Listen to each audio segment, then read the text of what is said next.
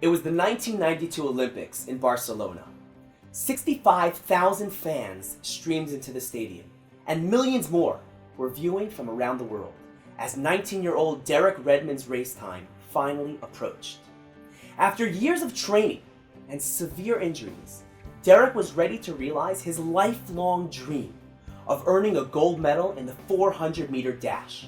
He knelt down into position, the gun fired, and Derek shot off in an unbelievable start. He was at a world record time when he saw the finish line. Derek was a definite win. And then it happened. Derek heard a pop. He felt an excruciating pain in his leg.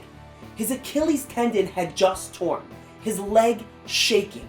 He started hopping on one leg, and then he fell to the track, screaming in agony.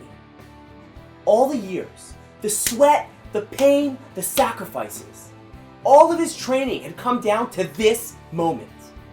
And as he laid there on the ground in agony, he watched the other runners run past him, and he knew his dream was dead. The paramedics rushed to Derek with a stretcher, but he waved them off. "No way! I'm not getting on the stretcher. I'm finishing this race." He struggled to his feet, and he felt the sharp pain of the torn tendon surge through his body. And with each pain-filled step, the crowd began to cheer for him, louder and louder, building into a thunderous roar. But after exhaustive efforts, he was still far from the finish line. And then, from the top of the stands, a man is rushing through the crowd. He reaches the bottom of the stands, he jumps over the railing, he dodges an Olympic security guard, and ran onto the track. He finally reaches Derek, and he wraps his arm around his waist. Derek initially tried to push him away, but then he heard his father say, "Derek, it's me. You don't have to do this." "Yes, I do," Derek said. "Well then," his dad said, "we're going to finish this together." Derek put his arms around his father's shoulders and they sobbed.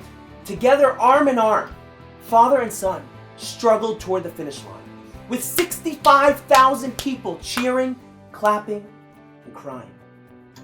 Derek was determined to keep going, despite not knowing what good could possibly come from completing the race. Only later did he discover that millions of hearts and minds worldwide were inspired by what would later become known as one of the most inspiring moments in history. Persevering despite a lack of hope. That's the story of Chanukkah. The incredibly powerful Syrian Greek army were plowing through Israel, forcing the Jews to convert or die. And one family of righteous, humble Kohanim, high priests, known as the Maccabees, attempted to undertake the impossible.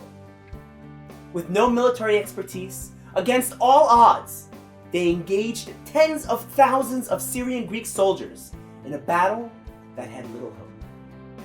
They fought because of what they believed in, without knowing how or even if they would succeed. But like Derek's dad, God supported them, and he was at their side until they crossed the finish line and won the war. We all have dreams. We have dreams we want to achieve. But we give up because they seem hopeless.